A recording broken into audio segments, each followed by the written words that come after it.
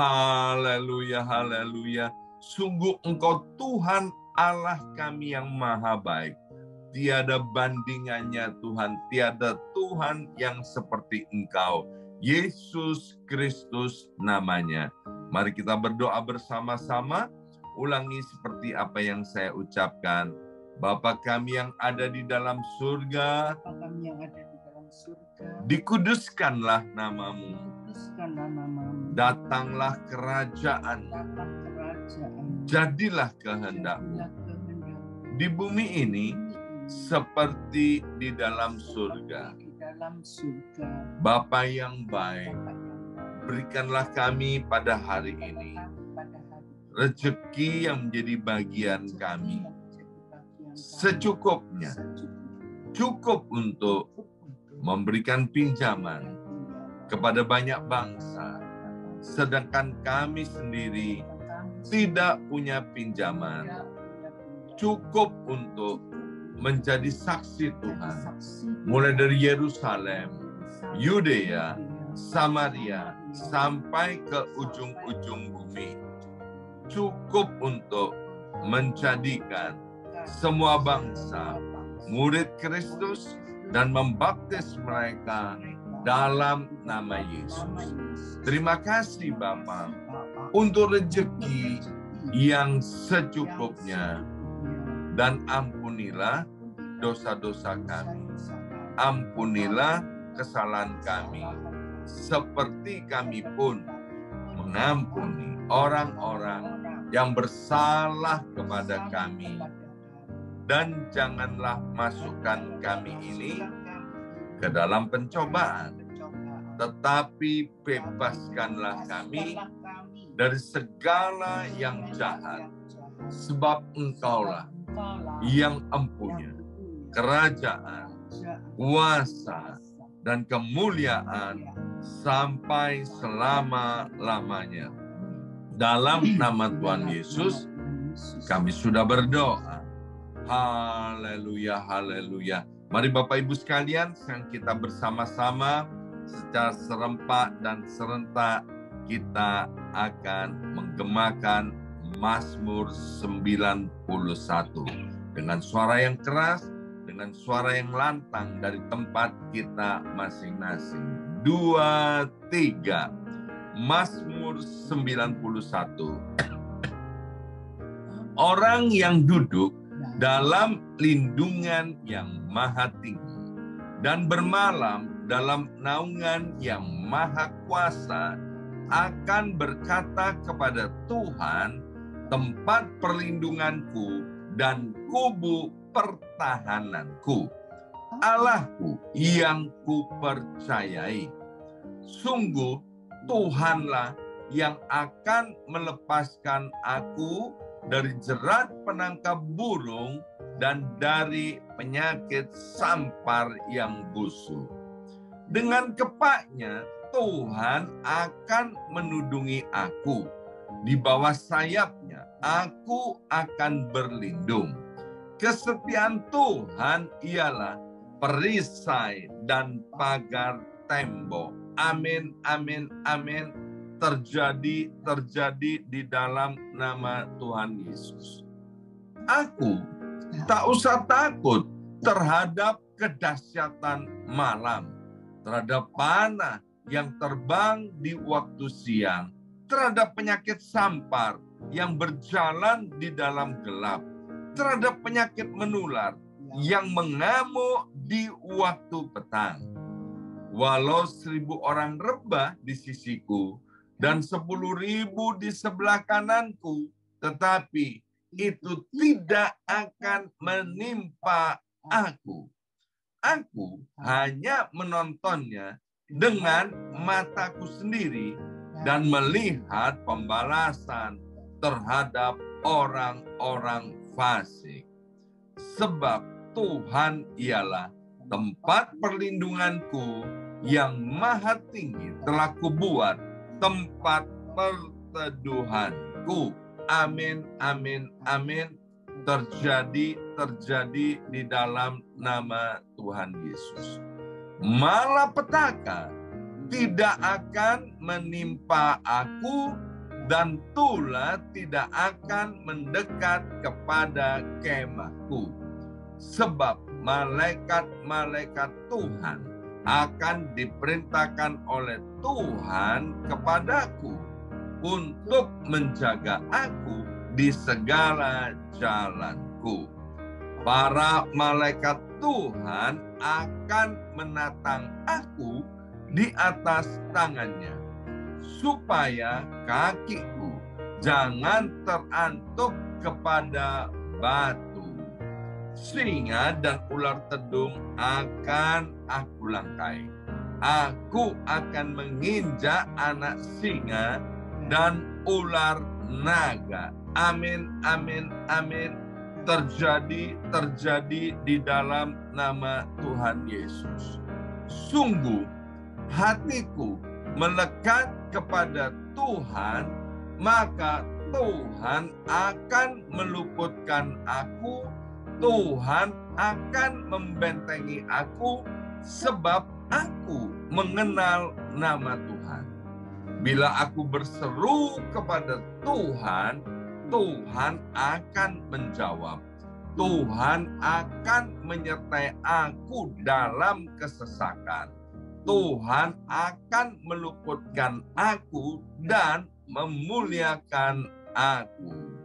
Dengan panjang umur akan Tuhan kenyangkan aku, dan akan Tuhan perlihatkan kepadaku keselamatan daripadanya.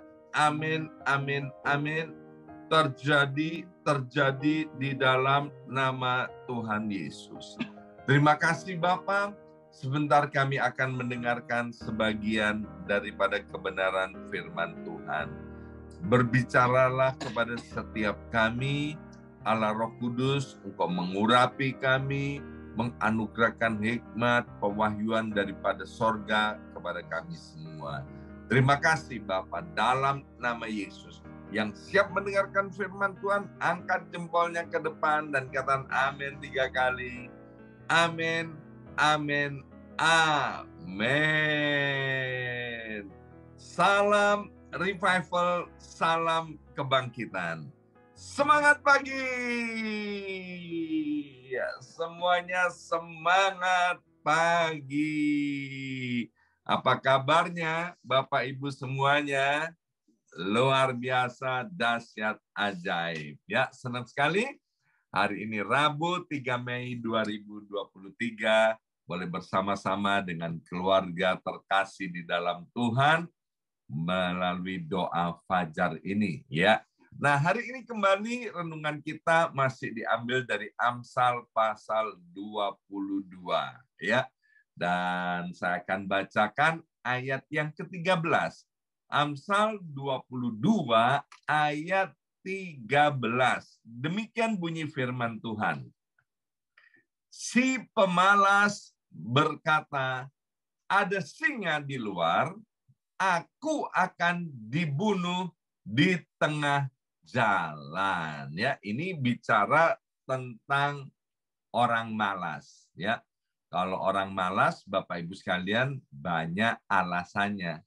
Jadi kalau mau belajar cari alasan, cari orang malas, nanti di situ ketemu, ya kan? Weh, dia alasannya macam-macam, ya kan? Kalau maaf ini nggak nyindir, kok nggak doa pagi, ya kan? Padahal dia males, kan? Males. Dia nanti alasannya macam-macam, ya kan? Ngurusin anak, yang kemudian apalagi, ya kan? Yang ngantuk, yang capek, nanti banyak alasan yang keluar ya. Padahal kalau doa pagi itu adalah sesuatu yang amat sangat penting. Orang yang sibuk, Bapak Ibu sekalian, justru dia akan suka berdoa. Berdoa itu bukan untuk pengangguran. Justru berdoa itu untuk orang-orang sibuk, orang-orang yang banyak pekerjaan, orang-orang hebat, mereka pasti suka berdoa. Mengapa? Karena dia tahu tanpa Tuhan dia itu nothing, ya kan? Kemudian orang malas bekerja, juga dia punya alasan, ya kan? Sekarang ini krisis, ya kan? Di mana-mana semua usaha sepi, maka itu kemudian dia malas untuk bekerja, malas untuk berkarya. Pinter bikin ayam goreng, disuruh jualan ayam goreng, dia bilang begini, ya kan?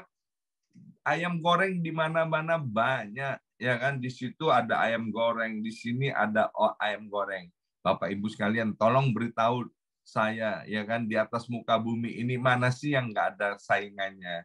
Mau buka toko emas, bilang di situ ada toko emas, di sini ada toko emas, ya kan? Jadi orang males itu selalu banyak alasannya, ya. Nanti kalau orang males itu, ya kan, dia selalu bilang gini, nanti ya, kapan-kapan saja. Ayo bro, berdoa. Ayo bro, pergi gereja. Yang rajin. Ya nanti kapan-kapan saja. Atau yang lebih sopan begini, nanti saya pelajari ya, dan akan saya kabari ya. Dan kemudian dia nggak pernah pelajari dan dia nggak pernah kabari. Itulah orang malas. Dan kita tahu Bapak Ibu sekalian, orang yang malas di dalam kitab Amsal dikatakan seperti pintu yang melekat pada engselnya. Ya kelihatannya sibuk, merono merene, ke sana ke sini, tapi nggak ada hasilnya.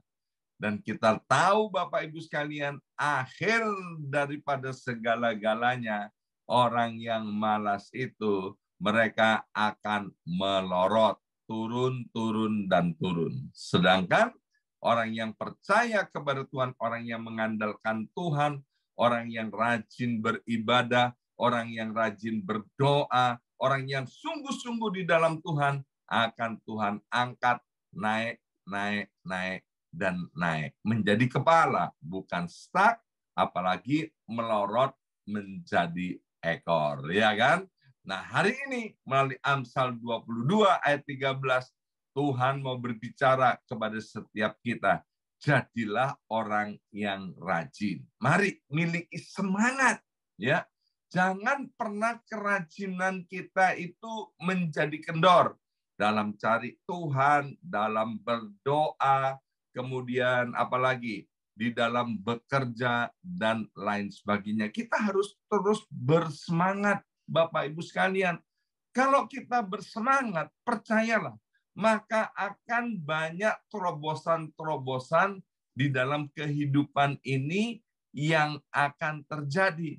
Tapi kalau kita malas, Bapak Ibu sekalian, nanti lama-lama itu akan membawa kepada kehancuran, bahkan kepada kebinasaan secara manusia rohani. Itu yang pertama, dari Amsal 22 ayat yang ke-13. Kemudian ayat yang ke-15, berkata begini, dari Amsal 22. Kebodohan melekat pada hati orang muda, tetapi didikan akan mengusir itu daripadanya. Ya, anak muda, Bapak Ibu sekalian, itu sering melakukan kebodohan karena tidak memahami akibatnya. Ya, pagi ini saya baru terima SMS, Bapak Ibu sekalian, ternyata begini yang disebut anak muda, ya, saya akan bacakan kepada Bapak Ibu sekalian. Saya baru tahu loh, PBB mengeluarkan satu statement yang namanya anak muda itu umurnya 18 tahun sampai 65 tahun. Itu yang disebut anak muda. Ya kan? 18 tahun sampai 65 tahun itu disebut anak muda. Nah, orang yang setengah tua katanya umurnya 66 tahun sampai 79 tahun itu baru setengah tua. Saya baca ini kaget juga ya, seneng juga. Berarti saya ini sudah masih termasuk anak muda, ya kan? Anak muda. Anak muda itu sering melakukan kebodohan karena tidak memahami akibatnya, ya. Kita tahu di dalam Lukas 15 itu cerita tentang anak muda. Anak muda itu kepinginnya apa? Hidup bebas semau gue. Nggak usah dikontrol. Nggak usah turut campur dalam hidup saya. Aku mau begini, kamu mau apa? Ya nggak mau apa-apa sih. Itu kan urusan kamu sendiri, ya.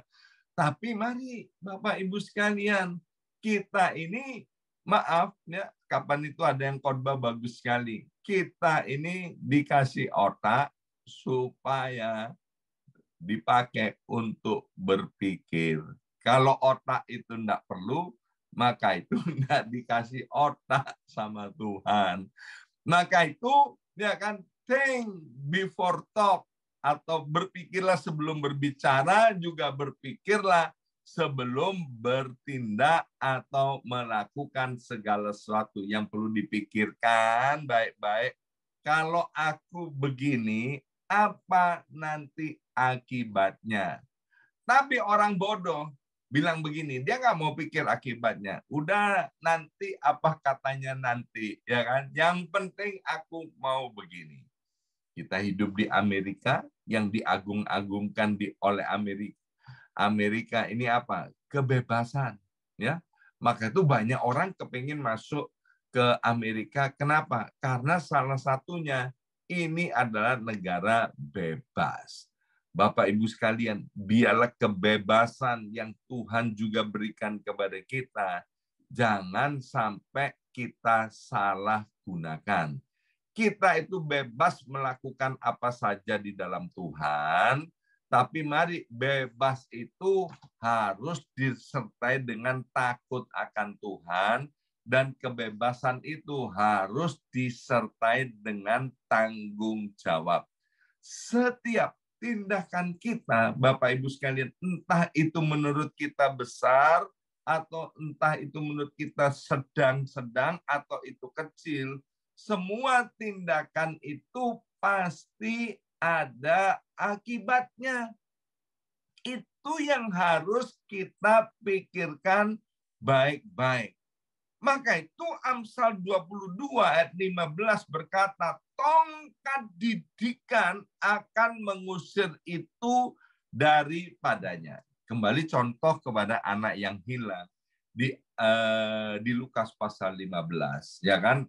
Anak ini dia mau tinggalkan rumah bapaknya, jauh dari bapaknya, dia minta warisan. Kemudian dia buat semau gue, dia foya-foya, dia bersenang-senang, dia pikir itu adalah hidup yang sesungguhnya. Bapak Ibu sekalian, hidup yang sesungguhnya ketika kita itu ada di dalam jalan Tuhan. Itu adalah hidup yang sesungguhnya, itu adalah hidup yang berbahagia, itu adalah kenikmatan hidup, itu adalah hidup di dalam kemenangan. Orang yang hidupnya di luar Tuhan, percayalah Bapak Ibu sekalian, itu nggak ada enak-enaknya. Hidup di luar Tuhan itu enaknya cuman sementara. Setelah itu apa? Penyesalan seumur hidup yang akan terjadi. Orang yang hidup di luar Tuhan itu hanya untuk memuaskan egonya, hawa nafsunya, perutnya, dan kesombongannya. Dan kita tahu bagaimana anak yang bungsu itu mengalami tongkat didikan di dalam hidupnya. Yaitu dengan apa? Dengan hidupnya kemudian terdampar di kandang babi. Ya, mau makan makanan babi aja itu nggak bisa, Bapak Ibu sekalian. Itu namanya tongkat didikan. Bro, jangan merokok, ya kan? Kemudian ditanya gini, mana ayatnya? Ya kan, ya nggak ada. Dilarang merokok itu cuman ada di pom bensin, Bapak Ibu sekalian, ya. Dia tetap merokok. Kemudian tongkat didikannya apa? Ketika paru-parunya rusak dan kemudian dokter bilang, ini kamu kanker stadium 4. Wah, orang itu kemudian cepet-cepet berhenti dari merokoknya. Tongkat didikan setiap kita nggak sama. Ya, waktu saya juga hidup semau gue, Bapak Ibu sekalian, keadaan hidup saya jauh dari Tuhan, akibatnya melorot, ya. Hampir stroke, kemudian nama baiknya udah rusak di mana-mana, keadaan hidupnya kacau balau, ya. Dan tongkat didikan itulah yang membuat saya kembali kepada Tuhan. Maka itu Bapak Ibu sekalian, sebelum terlambat, ya kan? Sebelum terlambat, janganlah kita bertindak bodoh. Di dalam kitab Mazmur pasal yang pertama, ayat yang pertama sampai dengan ayat yang ketiga, Tuhan mau agar kita ini bertindak hati-hati di setiap jalan hidup kita. Jangan menyimpang ke kiri dan ke kanan. Tetaplah ada di jalan-jalannya Tuhan. Maka kita akan seperti pohon yang ditanam di tepi aliran air, yang daunnya senantiasa menghijau dan selalu menghasilkan buahnya pada musimnya. Saya menjadi saksi hidup, Bapak Ibu sekalian, dari beberapa orang. Bagaimana mereka meskipun masih muda, tapi hidupnya bijaksana, hidupnya hati-hati, hidup sesuai dengan firman Tuhan. Tuhan angkat loh, hidupnya Tuhan angkat. Dari yang gak ada apa-apanya, sampai Tuhan promosikan sedemikian rupa. Tetapi saya juga menjadi saksi hidup. Bagaimana ketika ada orang-orang yang cinta akan Tuhan, mereka melayani Tuhan dengan sungguh-sungguh. Tetapi ketika ada di dalam berkat Tuhan yang luar biasa, mereka mulai sombong, mereka mulai angkuh, mereka mulai jauh dari Tuhan, mundur teratur dari semua kegiatan. Hidupnya apa? Turun, melorot. Waduh, itu membuat saya juga sedih melihat hal begini. Saya bilang, ayo bro, cepat kembali. Tapi mereka masih tetap mengeraskan hati dan mengeraskan kepalanya. Yaitu nanti dia akan mengalami didikan atau tongkat daripada Tuhan. Bicara soal tongkat, Bapak Ibu sekalian, kalau itu anak-anak muda itu di bawah otoritas kita, misalnya anak-anak kita sendiri, ya kan? Kita harus berani tegas untuk mengajarkan anak-anak kita mana yang boleh, mana yang tidak boleh, mana yang benar, mana yang tidak benar. Itu yang harus kita sampaikan kepada anak-anak kita, ya. Dan yang terakhir Bapak Ibu sekalian, Amsal 22 ayat 22 dan ayat yang ke-23 berkata, janganlah merampasi orang lemah karena ia lemah, dan janganlah menginjak-injak orang yang berkesusahan di pintu gerbang. Sebab Tuhan membela perkara mereka dan mengambil nyawa orang yang merampasi mereka. Nah, ayat ini berbicara bahwa Tuhan itu, saya selalu ajarkan kepada jemaat, bahwa ada 3 sifat utama Tuhan yang kita nggak boleh lupakan. Bahwa Tuhan itu maha kuasa, Tuhan itu maha tahu, dan Tuhan itu maha hadir. Bapak Ibu sekalian, kita ini sebagai bos, kita ini sebagai atasan, kita ini sebagai manajer, kita ini sebagai orang yang berkuasa, kita itu sebagai majikan, atau ada orang-orang yang Tuhan taruh di dalam hidup kita. Tuhan tidak pernah izinkan kita untuk berlaku sewenang-wenang kepada bawahan kita. Termasuk pada suami-suami yang punya otoritas atas istri dan anak-anaknya. Kita juga nggak boleh berlaku sewenang-wenang. Ayat ini juga berkata kepada orang-orang yang hidupnya sebagai bawahan, ya. Mungkin kita sebagai istri, sebagai anak-anak, atau sebagai pegawai, sebagai karyawan. Bapak Ibu sekalian, kalau kita diperlakukan sewenang-wenang oleh orang yang ada di atas otoritas kita, kita harus ingat ada Tuhan yang melihat dan Tuhan yang pasti membela kita. Amin.